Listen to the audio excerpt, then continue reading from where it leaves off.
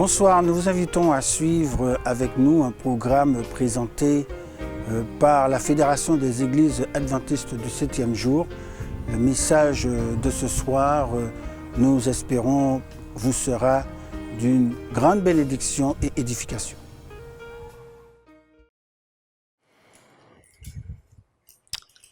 Eh bien, on en a des stylos ici. En veux-tu, en voilà, mais lequel choisir? Ah, vous êtes là. Bonsoir. Ça va chez vous? Chers enfants, chers jeunes, chers parents. Ce soir, j'aimerais vous amener avec moi dans une réflexion. À chaque rentrée scolaire, on donne une liste. Et dans la liste, il y a toutes sortes de choses. Il y a des boîtes de crayons de couleur, il y a des boîtes de feutres, il y a de la craie, il y a des pinceaux. Il y a parfois des marqueurs indélébiles. Qu'est-ce que j'ai encore ici? Du liquide paper pour les plus grands. Et bien sûr, il y a les professeurs qui disent, ou les maîtresses qui disent, je veux un bic rouge, un bic vert, un bic bleu, un bic multicolore. Plus on grandit, plus la vie scolaire s'agrandit. S'allonge serait le mot le plus correct. Mais comment faire pour savoir qu'est-ce qu'il faut utiliser? Comprenez-moi bien. Sur les crayons à papier, il y a plusieurs petites notations. Chacun a son numéro. Là, c'est B1. Un autre, par exemple, ici, HB. Quelle différence? Bien sûr, le professeur d'art plastique sera capable, ou de dessin sera capable de dire à quoi ça sert. La mine est différente. C'est pour un exercice différent. Mais comprenez-moi bien, si je veux dessiner ou si je veux colorier une belle image avec les plus petits de 2-3 ans, on veut dessiner, on veut colorier, qu'est-ce qu'on va utiliser? Vous allez prendre cela? Non. Où ça? C'est joli, c'est du doré. Non? Le feutre rouge, à la limite, faire les contours pour accentuer. Je suis d'accord. Nous devons réaliser que chaque crayon, chaque bic, chaque feutre a un but différent, a été pensé, conçu pour une chose différente. Exemple, admettons que j'ai un colis à envoyer pour quelqu'un qui vit loin, qui vit en France par exemple, ou qui vit en Australie, ou qui vit au Canada. Et je vais à la poste. Il faut mettre dessus une étiquette pour écrire le nom de l'expéditeur, le nom du destinataire. Et que j'ai choisi de prendre, mon crayon à papier. Ou encore, même mon stylo qui était caché derrière mon oreille. Vous pensez, entre les deux, lequel qui serait le plus efficace? Moi, du coup, j'aurais opté pour ça. Pourquoi? C'est un feutre permanent. Il est à la mine fine, ce sera écrit distinctement et de manière lisible, mais en tout cas, je suis sûre d'une chose, ça va rester écrit. Par contre, si je fais un exercice à la maison et que je ne suis pas encore tout à fait sûre de savoir quelle est la bonne réponse, qu'est-ce que vous allez choisir? Mais bien sûr, mon fameux crayon à papier. Si maintenant je veux remplir un document officiel, qu'est-ce qui est souvent écrit? Utilisez un stylo à billes à encre noire. Chacun de ces ustensiles, chacun de ces instruments a un but bien précis, bien différent. Qu'en est-il de nous? Si on se compare à une boîte de crayons ou à mon panier, tiens, seriez-vous d'accord de dire que moi, par exemple, je suis le feutre bleu? Et lui, là, derrière la caméra, il est le crayon fluo. Et toi, chez toi, tu es le feutre doré. Et toi qui es assis à côté de lui, tu es le stylo bleu. Est-ce qu'on peut comparer pour dire celui-là est supérieur à celui-là est mieux que celui-là est plus utile que celui-là? Non. Chacun sa tâche, chacun son but, chacun sa fonction. Il faut comprendre que nous sommes tous égaux et nous sommes tous différents. Nous sommes chacun uniques, mais tous précieux aux yeux de Dieu.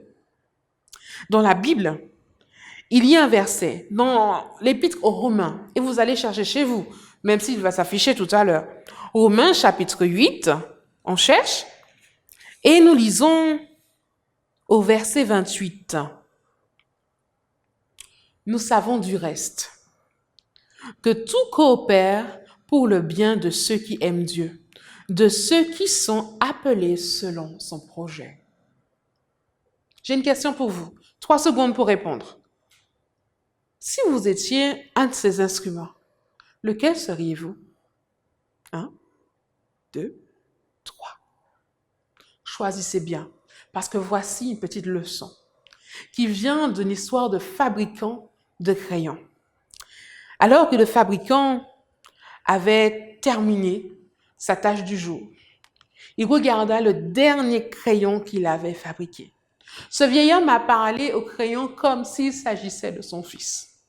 Il a regardé le crayon et lui a dit, « Cher crayon, maintenant que tu iras dans ta boîte à crayons, tu as une tâche. Mais n'oublie pas 5 choses. 1. Tu peux faire beaucoup de choses. Tu as la capacité de faire énormément de choses formidables, mais à condition que tu sois dans la main de quelqu'un d'autre. 2. Ce qui est important pour toi, c'est ce qui est à l'intérieur de toi. Ta mine, ta sève, ce qui te fait fonctionner, ce qui est à l'intérieur, c'est ce que tu as de plus important. 3. Tu es un crayon. Et donc, tu peux faire des erreurs. Mais n'oublie pas que tu pourras à tous les coups utiliser la gomme pour les effacer, les revisiter et faire mieux. 4. Tu es un crayon. Et par conséquent, tu vas connaître la douleur du taille-crayon. Tu vas devoir être taillé, affiné pour pouvoir mieux fonctionner. Mais n'oublie pas que c'est pour ton bien, pour que tu puisses continuer à fonctionner. N'abandonne jamais. Sois un crayon qui est prêt à être taillé par la douleur du taille-crayon.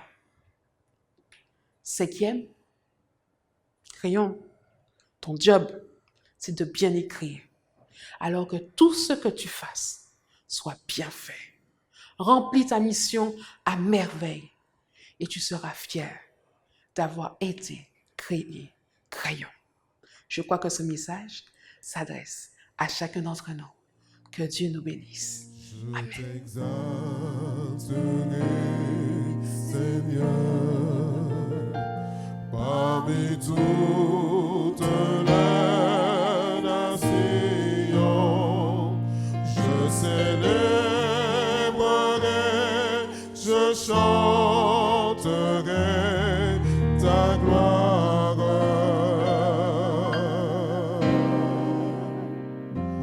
Car ton immense amour s'élève jusqu'au but, s'élève jusqu'au nuage.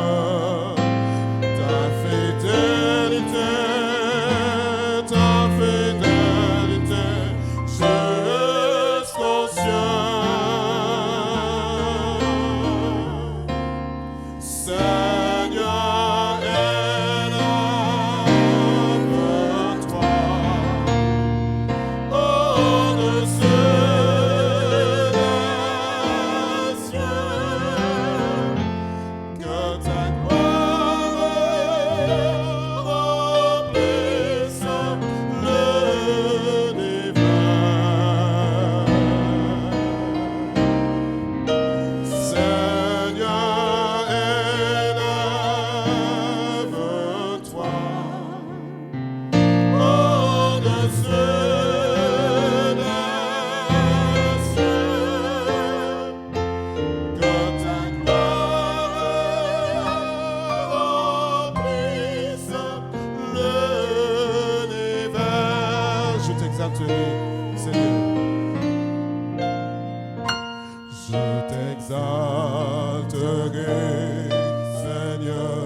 parmi toutes les nations, parmi toutes les nations. Je célébrerai, je chanterai ta gloire. Car ton immense amour s'élève jusqu'aux nuées. Ta fidélité jusqu'aux cieux. Seigneur, élève-toi au-dessus des cieux, que ta gloire remplisse l'univers.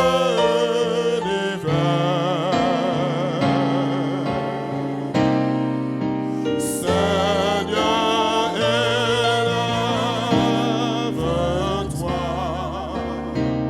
au-dessus des cieux, que ta gloire remplisse l'univers.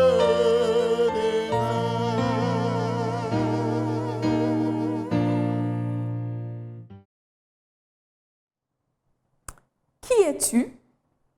Tel est le titre de notre réflexion de ce soir. Bonjour, chers internautes et chers auditeurs. Aujourd'hui, je vous propose un parcours à travers une petite portion du livre de la Genèse. Il s'agit du chapitre 27, le verset 34. Mais j'aimerais prier avec vous avant de débuter. Prions ensemble. Père éternel, alors que nous ouvrons ta parole, nous voulons que tu nous bénisses à travers cette réflexion. Viens au milieu de nous, instruis-nous, au nom de Jésus. Amen. Lisons ensemble Genèse 27, le verset 34.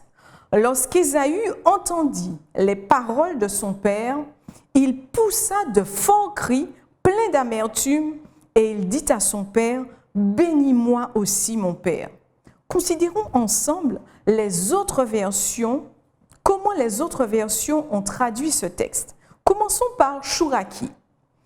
Chouraki traduit ainsi, « Quand Ésaü entendit les paroles de son père, il vocifère une vocifération très forte. Et il dit à son père, « Bénis-moi aussi, mon père. » Ensuite, la traduction du rabbinat, Ésaü entendit les paroles de son père, poussa des cris bruyants et douloureux, et il dit à son père, « Moi aussi, bénis-moi, mon père. » La colombe, quant à elle, traduit le texte de la manière suivante. Lorsqu'Ésaü entendit les paroles de son père, il poussa un grand cri extrêmement amer. Il dit à son père, « Moi aussi, bénis-moi, mon père. » Et enfin, la Septante, qui est la version grecque du texte hébreu, traduit « Or, Ésaïe, ayant ouï ces paroles, jeta un cri plein d'amertume et il dit « Bénis-moi aussi donc, Père. » Après la lecture d'un tel texte, de nombreuses questions montent à l'esprit. Pourquoi Ésaïe était-il si amer? Pourquoi criait-il autant? Et surtout, pourquoi cette demande instante « Bénis-moi aussi mon Père » ? Afin de mieux comprendre le texte de la Genèse, Genèse 27, verset 34, il est important de le resituer dans son contexte. Isaac possédait 2 fils. C'étaient des jumeaux. L'un s'appelait Ésaü, c'était l'aîné, et le second se nommait Jacob.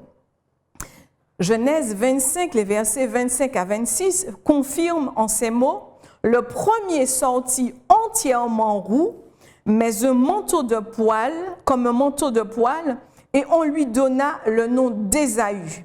Ensuite sortit son frère, dont la main tenait le talon d'Ésaü, et on lui donna le nom de Jacob.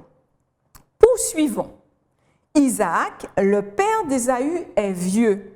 Ses yeux s'étant affaiblis au point qu'il ne voyait plus, et ne sachant pas le jour de sa mort prochaine, il appelle donc son aîné et lui dit, « Mon fils. » Et il répondit, « Me voici. » Isaac dit, « Voici donc, je suis vieux, je ne connais pas le jour de ma mort. Maintenant donc, je te prie, prends tes armes, ton carquois et ton arc, va dans les champs, chasse-moi du gibier, fais-moi un mets comme j'aime, apporte-le moi à manger, afin que mon âme te bénisse avant que je meure. » Dans le judaïsme ancien, avant sa mort, le père juif devait consacrer l'aîné de ses fils par une cérémonie où il lui conférait des bénédictions et des responsabilités. En réalité, il s'agissait d'un devoir envers Dieu. Tous les fils aînés étaient appelés au service divin pour être les serviteurs attitrés du Créateur. L'aîné avait donc un rôle majeur au temple et dans la pratique des sacrifices. De plus, le droit d'aînesse donnait à l'aîné l'honneur d'être le sacrificateur, le prêtre. Après donc cette injonction, Ésaü ne va pas se faire prier. Il part, il s'en va à travers les champs et les bois. Il est heureux, il est enthousiasmé, il part à la recherche du meilleur gibier qui soit. Le type de gibier même que son père Isaac appréciait. Ésaü est d'autant plus heureux car c'est un grand jour pour lui. Son père devra le bénir en tant qu'aîné à l'issue de ce bon repas. Cependant, sitôt après son départ, Jacob, son frère, le devance. Et grâce à sa mère qui avait tout entendu de la conversation, Jacob se transforme en Ésaü. Il avait couvert ses mains de la peau de chevreau, son cou qui était sans poil. Et à la question d'Isaac, son père, « C'est toi qui es mon fils Ésaü ?» Jacob répondit, « C'est moi. » Isaac avait les yeux affaiblis. Il ne put donc s'apercevoir de cette supercherie. Rebecca avait apprêté le gibier exactement comme l'aimait Isaac, et la Bible déclare que Jacob servit son père, puis il reçut la bénédiction. Lisons ensemble ce que dit le texte dans Genèse 27, les versets 27 à 29. Puis il le bénit et il dit, « Voici l'odeur de mon fils est comme l'odeur d'un champ que l'Éternel a béni. Que Dieu te donne de la rosée du ciel et de la graisse de la terre, du blé et du vin en abondance. Que des peuples te soient soumis et que des nations se prosternent devant toi. Sois le maître devant tes frères et que les fils de ta mère se prosternent devant toi. Maudit soit quiconque te maudira et béni soit quiconque te bénira. » Quittons maintenant la tente d'Isaac et dirigeons-nous vers Ésaü. Il est encore dans les bois et dans les champs. Il cherche le meilleur gibier qui soit pour son père. Et après quelques bonnes heures de chasse, il trouve enfin un bon gibier. Et de retour à la maison, il prépare un délicieux repas qu'il présentera et mangera avec Isaac, son père. Ésaü imagine la joie de son père quand il l'entendra. Il voit déjà son visage s'illuminant. Il entrevoit déjà le déroulement du repas. Et d'ailleurs, au cours du repas, il racontera à son père ses épopées, toutes les difficultés et les joies qu'il a rencontrées et comment il est parvenu à tuer l'animal que voilà. Il visualise également la satisfaction de son père face à son exploit. Rappelons que Isaac avait une affection toute particulière pour ce fils aîné. Genèse 25, verset 28 précise « Isaac aimait Ésaü parce qu'il aimait parce qu'il mangeait du moins du gibier. Isaac aimait la chasse. C'était lui qui avait initié et transmis à son fils aîné l'art de la chasse. Cet aîné ferait donc revivre à son père ce moment de poursuite, de battue à travers les bois et les pentes escarpées. Ayant terminé la préparation du bon repas, Ésaü va se diriger enfin vers la tente de son père. Des effluves odorantes du gibier grillé parcourent les alentours qui parviennent jusqu'à la tente d'Isaac.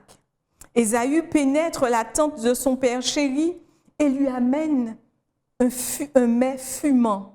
Il dit: « Que mon père se lève et mange du gibier de son fils, afin que ton âme me bénisse. » À ces mots, au verset 22, le texte nous dit que son père lui dit: « Qui es-tu » Et il répondit: « Je suis ton aîné, Ésaü. » Qui es-tu? Généralement, on adresse cette question à un étranger ou encore à quelqu'un que l'on ne connaît pas.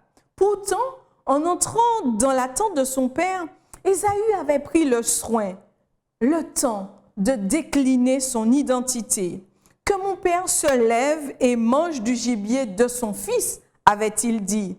Face à cette question qui interroge sur l'identité, sur l'affiliation, on peut imaginer, on peut supposer la stupeur d'Ésaü. Dans un premier temps, Ésaü reste sans voix. Il ne comprend pas. Puis il pousse un cri plein d'amertume. Il est envahi par l'émotion. D'ailleurs, le texte biblique nous informe que l'on a également une violente émotion chez le père. En effet, Genèse 27, 33 dit: « Isaac fut saisi d'une violente émotion et dit: « Qui est donc celui qui a chassé du gibier et me l'a apporté? J'ai mangé de tout avant que tu vinsses et je l'ai béni. Aussi sera-t-il béni. » Qui es-tu? Son père ne le reconnaît pas. Isaac cherche à savoir, à connaître l'identité de celui qui se tient face à lui. Je me souviens du regard de cette dame. Elle était atteinte de la maladie d'Alzheimer. Elle me regardait de son regard profond, insistant et scrutateur. Puis, après quelques minutes de silence, elle me dit: « Qui mounouillait ?»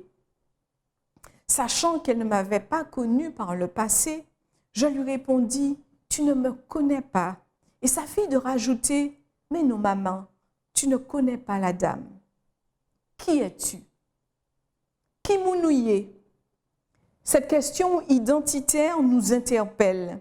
Elle nous invite à nous interroger, à nous introspecter, à voir à l'intérieur de nous-mêmes. Qui suis-je vraiment? Quelle est ma filiation? Suis-je en mesure d'y répondre? Il y a de cela quelques années, un jeune homme fut rencontré à la gare d'Austerlitz à Paris. Il errait. Il ne savait pas ce qu'il faisait là. Et surtout, il avait oublié son identité, son adresse, sa profession, jusqu'à son propre nom. Qui es-tu? Connais-tu ta filiation? Ou erres-tu sans but, sans savoir où tu vas? Revenons maintenant à notre personnage Ésaü, car c'est lui qui nous intéresse aujourd'hui. Et après la question « Qui es-tu » posée par Isaac, son père, Ésaü répondit en apportant des précisions supplémentaires. « Je suis ton fils. » Ésaü rappelle sa filiation. Ton aîné, il s'agit là de son statut. Ésaü est là, il porte à la mémoire de son père son nom, son identité, un élément qui produit du sens et qui rappelle à Isaac la naissance de ce fils. En d'autres termes, ces rappels, filiation, statut, nom, légitime, en réalité, sa présence devant Isaac, son père, sa présence dans la tente.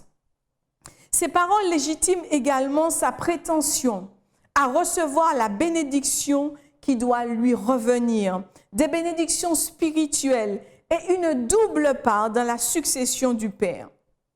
Dans le judaïsme ancien, celui qui avait le droit d'aînesse recevait une autorité presque paternelle sur les autres enfants. De surcroît, il y avait dans la famille d'Abraham une autre bénédiction, une bénédiction particulière qui devait appartenir à l'aîné des enfants. Dieu avait promis à Abraham que le Sauveur naîtrait de lui par les descendants d'Isaac. Et l'on était presque persuadé que cet honneur était réservé à l'aîné de la famille. Or, au moment où Ésaü, l'aîné, s'apprête à recevoir la bénédiction, son père lui apprend qu'il a déjà mangé du gibier et qu'il a même béni la personne qui s'est présentée à lui en son nom.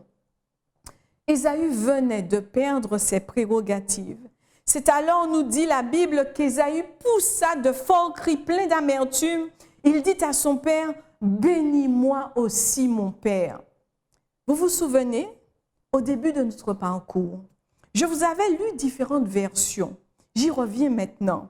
Revenons justement à ce cri plein d'amertume. Quand on lit les autres traductions, on a chez Chouraki, il vocifère une vocifération très forte. La traduction du rabbinat déclare « Ésaü poussa des cris bruyants et douloureux ». La colombe, il poussa un cri extrêmement amer. Et enfin, la Septante traduit « Il jeta un grand cri plein d'amertume ». Ces différentes versions, ces différentes traductions montrent l'intensité de la violence des émotions chez Ésaïe. Il avait mis toute son ardeur à la recherche du meilleur gibier. Il avait préparé avec amour. Il s'était projeté. Il s'était vu mangeant avec ce père. Et plus encore, il pensait déjà à cet instant tant attendu, le moment de bénédiction. Et voilà que son frère l'avait volé. Quand Ésaü réalise ce qui lui arrive, la Bible dit, notamment la traduction Chouraki que j'apprécie, il vocifère une vocifération très forte. Ce sont des paroles bruyantes qui sont provoquées par la colère. Ésaü crie très fort, déclare la Bible, et on peut imaginer ces cris forts et bruyants sortant de la tente d'Ésaü. Lorsqu'Ésaü entendit les paroles de son père, il poussa des cris forts, pleins d'amertume, et il dit à son père, « Bénis-moi aussi, mon père. » Ce jour-là, chers amis, ces cris déchiraient les airs. Ils montaient et parvenaient jusqu'aux autres tentes. Aux alentours, on s'interrogeait. Que se passe-t-il chez la famille Isaac? Jusque-là, ils étaient calmes. Mais qu'y a-t-il donc? Et peut-être même que certains s'étaient rapprochés pour voir, pour entendre, pour savoir ce qui se passait. Il y règne une très grande détresse. Isaac, le père d'Ésaü, est triste. Il aimait son fils. Il était à présent, face à son fils aîné, désemparé et en pleurs. Et on entendait ceci, « Bénis-moi aussi, mon père! Bénis-moi aussi, mon père !» de manière forte et bruyante. Chers amis, Ésaü prend conscience de ce qui lui arrivait. Il criait, il pleurait, demandant à son père, « Bénis-moi aussi, bénis-moi aussi. » Mais que s'était-il donc passé? Pourquoi Ésaü a-t-il tout perdu et pourquoi Jacob va-t-il se transformer en Ésaü pour obtenir la bénédiction? Bénédiction qui visiblement était très convoitée. Vous savez, ces deux frères qui avaient grandi ensemble étaient vraiment différents. Tout les opposait.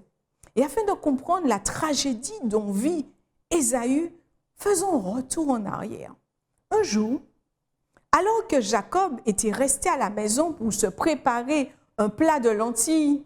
Ésaü rentre chez lui après une expédition de chasse. Il arrive, il est affamé. On pourrait imaginer que ce jour-là, la partie de chasse avait été difficile. Il fallait courir, puis grimper les pentes escarpées. En tout cas, tout pour fatiguer, creuser un estomac et rendre affamé. Ainsi donc, en arrivant à la maison, Ésaü, affamé, sent une délicieuse odeur, un fumet de lentilles. Attiré par l'odeur, il demande à son frère s'il est prêt à partager son plat avec lui. Jacob accepte, mais à condition qu'Ésaü lui cède, lui vende son droit d'aînesse. Aveuglé par la fin du moment, ce dernier se dit « La vie est courte, à quoi bon cet héritage? Je préfère un plat de lentilles. » Genèse 25, verset 32. Jacob, en fait, avait profité de la faiblesse d'Ésaü pour lui proposer d'acheter son droit d'aînesse. « À quoi me sert ce droit d'aînesse ?» avait dit Ésaü. C'est ainsi qu'Ésaü avait cédé son héritage à Jacob. Il mangea son plat de lentilles, puis il oublia l'acte qu'il venait de poser. Jacob, lui, ne l'oublia pas. Il n'y a pas de mal à vouloir se mettre des lentilles sous la dent, surtout quand on a faim. Mais à quel prix? Relisons ensemble Genèse 25, les versets 29 à 33. Comme Jacob faisait cuire un potage, Ésaü revint des champs accablé de fatigue. Et Ésaü dit à Jacob, « Laisse-moi, je te prie, manger de ce roux-là, car je suis fatigué. » C'est pour cela qu'on a donné à Ésaü le nom d'Édom. Jacob dit, « Vends-moi aujourd'hui ton droit d'aînesse. » Ésaü répondit, « Voici, je m'en vais mourir. À quoi me sert ce droit d'aînesse? » Et Jacob dit, « Jure-le-moi d'abord. » Il le lui jura et vendit son droit d'aînesse à Jacob. C'est ainsi qu'Ésaü, face à la satisfaction de son appétit, préféra renoncer au droit d'aînesse. Ésaü était visiblement obsédé par le spectre de la mort. Il prend alors une décision irréversible qui ne concerne que le court terme. Amis, internautes, chers auditeurs, à quoi renonçons-nous?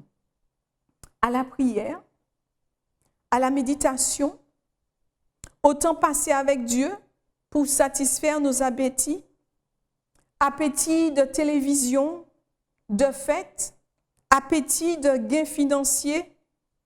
Je vous laisse le soin de réfléchir. La faim tenaillait Ésaü. Il avait un besoin impérieux de manger. Et nous, qu'est-ce qui me tenaille? Qu'est-ce qui te tenaille? Quel besoin impérieux te tient? Qu'est-ce qui te conduit à renoncer aux bénédictions et aux joies spirituelles? Désemparé, Ésaü aspire à avoir la bénédiction de son père. Et au verset 25 de Genèse 27, Isaac dit du moins, « Ton frère est venu avec ruse et il a enlevé ta bénédiction. » Ésaü dit, « Est-ce que parce que l'on a appelé du nom de Jacob, qu'il m'a supplanté 2 fois, il a enlevé mon droit d'aînesse et voici maintenant qu'il vient enlever ma bénédiction. » Et il dit, « N'as-tu point réservé de bénédiction pour moi? » Le père poursuit et dit à son fils, « Voici, je l'ai établi ton maître. Je lui ai donné tous ses frères. Pour serviteurs. Je l'ai pourvu de blé et de vin. Que puis-je donc faire pour toi, mon fils? » Chers amis, je ne sais pas si vous pouvez imaginer le drame qui s'était joué ce jour-là. La souffrance, le remords, les regrets, la colère remplissaient l'atmosphère. À présent, Ésaü veut de la bénédiction de son père, qu'importe laquelle, il souhaite être béni. Il dit à son père au verset 38 du chapitre 27, « N'as-tu que cette seule bénédiction, mon frère, mon père du moins? Bénis-moi aussi, mon père. » Et Ésaü éleva la voix, nous dit la Bible, et il pleura. Des pleurs montent de la tente d'Isaac. On peut même entendre le père pleurant avec son fils. Au loin, Jacob et Rebecca perçoivent les sons de détresse. Eux, ils savent ce qui s'était produit. Ils restèrent silencieux. Rebecca, craignant pour son fils Jacob, mit rapidement en place un plan de fuite. Finalement, Isaac, face à la demande pressante et instante de son fils Ésaü, déclare au verset 39, « Voici, ta demeure sera privée de la graisse de la terre et la rosée du ciel d'en haut. Tu vivras de ton épée, tu seras asservi à ton frère, mais en errant librement çà et là, tu briseras son joug de dessus ton cou. » C'est-à-dire que pour subsister, Ésaü aura beaucoup de difficultés. Il devra constamment se défendre, se battre. De plus, son père lui prédit d'être sous la domination de son frère. Il sera aussi obligé d'être nomade. Chers amis, il y a néanmoins une issue positive à ce récit. Ésaü parvint à s'en sortir. Il était furieux. Il voulait se venger en tuant Jacob. Mais nous le retrouvons au chapitre 33 du livre de la Genèse. Nous le retrouvons un homme apaisé par Dieu, réconcilié avec lui-même et réconcilié avec son frère. Entre-temps, Jacob, lui aussi, il avait changé. Il avait rencontré Dieu. 14 années s'étaient écoulées depuis que Ésaü et Jacob ne s'étaient pas revus. Le livre de la Genèse, au chapitre 33, verset 4, déclare « Ésaü courut à sa rencontre, il l'embrassa, se jeta à son cou et le baisa. Ils pleurèrent. » C'est un frère aimant qu'Ésaü se jeta au cou de Jacob et leurs larmes communes signaient à cet instant leur réconciliation. C'est un homme rempli d'affection qui rencontra Jacob, ou plutôt Israël, qui d'ailleurs n'était plus le trompeur. Cette affection, on le déduit aux questions qu'Ésaü posa à son frère dans Genèse 33, le verset 5. Ésaü, levant les yeux, vit les femmes et les enfants, et il dit, « Qui sont ceux-là que tu as » Et Jacob répondit, « Ce sont les enfants que Dieu a accordés à ton serviteur. » Ésaü eut des difficultés. La Bible ne les nomme point. Cependant, il réussit à s'en sortir. Jacob avait préparé un présent pour apaiser son frère, Ésaü, mais ce dernier demanda à son frère, « À quoi destines-tu tout ce camp que j'ai rencontré ?» Et Jacob répondit, « À trouver grâce aux yeux de mon Seigneur. » Ésaü dit, « Je suis dans l'abondance, mon frère, garde ce qui est à toi. » Ésaü déclare être dans l'abondance. Son père lui avait dit, « Tu vivras de ton épée, tu seras asservi à ton frère, mais en errant librement çà et là, tu briseras son joug de dessus son cou, ton cou. » 14 années s'étaient écoulées depuis. Ésaü était dans l'abondance et surtout Ésaü était libéré de la domination, de l'asservissement de son frère. Et plus encore, ils étaient réconciliés. Chers amis, nous devons être très prudents. Nous ne devons pas laisser notre appétit prendre le dessus sur notre raison, au risque d'avoir des conséquences désastreuses pour notre avenir.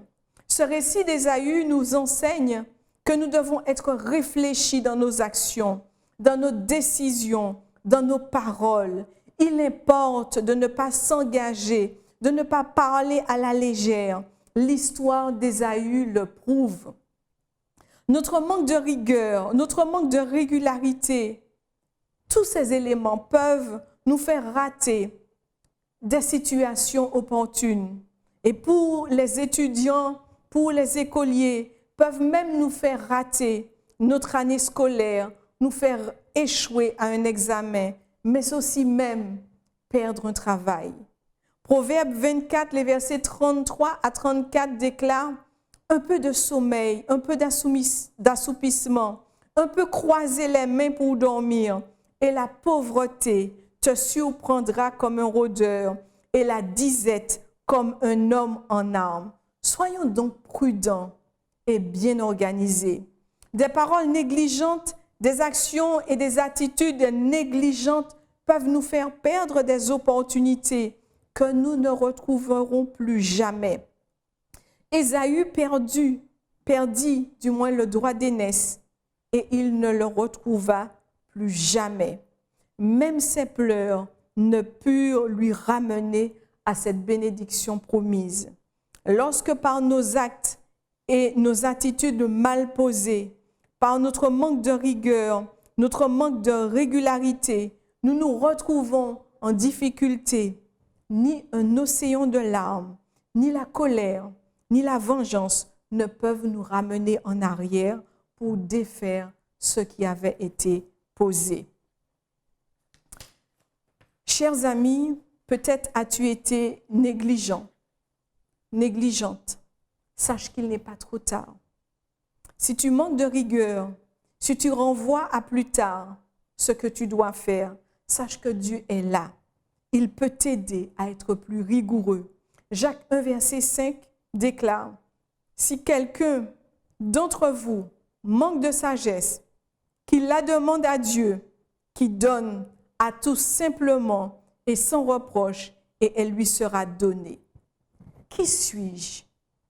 Qui es-tu? Qui mounouillé?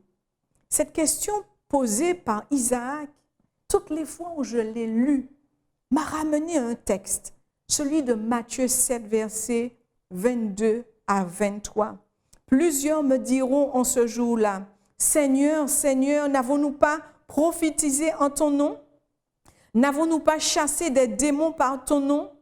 Et n'avons-nous pas fait beaucoup de miracles par ton nom? » Alors je leur dirai ouvertement, je ne vous ai jamais connu. Retirez-vous de moi, vous qui commettez l'iniquité. Si jamais la satisfaction de plaisir immédiat t'a conduit jusque-là dans des impasses, sache que Dieu frappe à la porte de ton cœur, car il t'aime et il veut te sauver. Apocalypse 3, verset 20, voici, je me tiens à la porte et je frappe. Si quelqu'un entend ma voix et ouvre la porte, j'entrerai chez lui, je souperai avec lui et lui avec moi. Alors qu'il est encore temps, faisons comme Ésaïe 55, verset 6. Cherchons l'Éternel pendant qu'il se trouve, invoquons-le tandis qu'il est prêt. Je vous invite à prier avec moi, chers auditeurs, chers internautes. Père éternel, toi le Dieu puissant, le Dieu créateur, à travers cette histoire, tu nous as rappelé à quel point nous devons être prudents dans nos paroles, dans nos actions. Et je voudrais, Seigneur, te prier pour tous les amis qui nous écoutent, qui écoutent en cet instant. Peut-être ont-ils été négligents, peut-être ont-ils ramené, reporté à plus tard certaines choses, ont-ils prononcé des paroles sans réfléchir. Je te demande, Père éternel, au nom de Jésus, de pardonner ces actes, ces actions irréfléchies. Et aujourd'hui, Seigneur, je voudrais que tu bénisses, que tu nous bénisses tous, que tu bénisses ces amis et que tu leur permettes de pouvoir être plus rigoureux, plus organisés, de réfléchir quand ils parlent et d'avoir des actions posées et réfléchies. Que ta bénédiction repose sur chacun et que nous vivions des jours heureux avec toi au nom de Jésus. Amen.